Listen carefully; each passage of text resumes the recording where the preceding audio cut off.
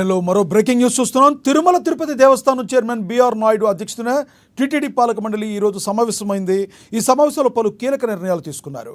2025-26 సంవత్సరం వార్షిక బడ్జెట్ను 5258.68 కోట్లతో పాలక మండలి ఆమోదం తెలిపింది. పాలక మండలిలో తీసుకున్న నిర్ణయాలను బిఆర్ నాయుడు వెల్లడించారు. ముంతాజ్ హోటల్ నిర్మాణానికి వేరే చోట భూమి కేటాయించాలని సీఎం చంద్రబాబు టీటీడీని ఆదేశించారని తెలిపారు. అలిపిరి వద్ద ఉన్న 35.24 ఎకరాలతో పాటుగా 15 ఎకరాల టూరిజం భూమిని టీటీడీ స్వాధీనం చేసుకుని ప్రత్యామ్నాయంగా 50 ఎకరాల భూమిని మరో ప్రదేశంలో ప్రభుత్వానికి కేటాయిస్తామని టీటీడీ చైర్మన్ బిఆర్ నాయుడు స్పష్టం చేశారు.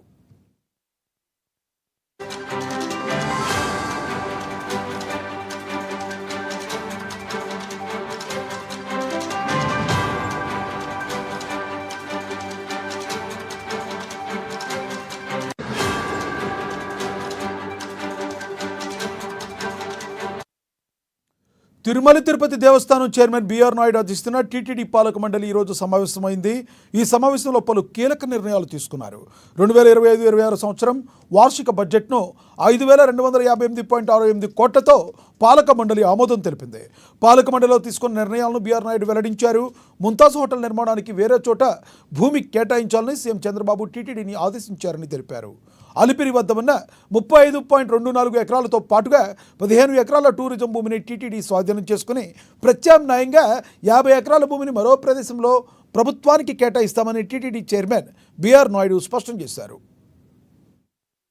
ఈ నెల 21వ తారీఖు నాడు ముఖ్యమంత్రి గారు కొన్ని నిర్ణయాలు ప్రకటించారు.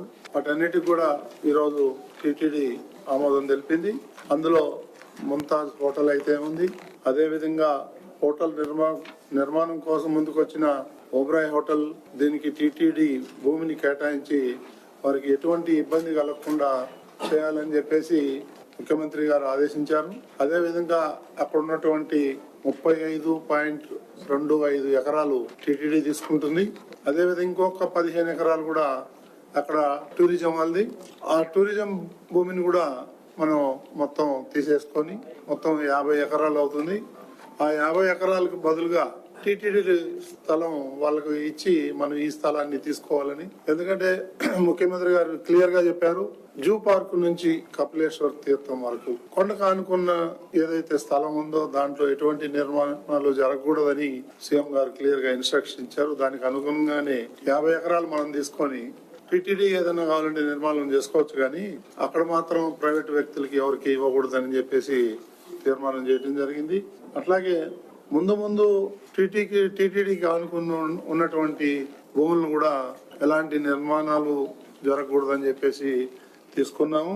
శ్రీవారికి మన దేశంలోనే కాకుండా ఇతర దేశాల్లో కూడా ఆలయ నిర్మాణాలు చేపట్టాలని, దానికి ఒక కొత్త ట్రస్ట్ ఒకటి ఏర్పాటు చేసి ఈ శ్రీవాణి ఫండ్స్ కూడా అక్కడికి ట్రాన్స్ఫర్ చేసి భక్తుల నుంచి కూడా కొంచెం విరాళాలు తీసుకొని దాన్ని ఒక ట్రస్ట్ గా ఏర్పాటు చేసి ఈ కొన్ని ఊర్లలో ఏదైతే టెంపుల్స్ ఉన్నాయో ఈ నెల 21వ తారీఖు నాడు ముఖ్యమంత్రి గారు కొన్ని నిర్ణయాలు ప్రకటించారు. వాటన్నిటికి కూడా ఈరోజు టీటీడీ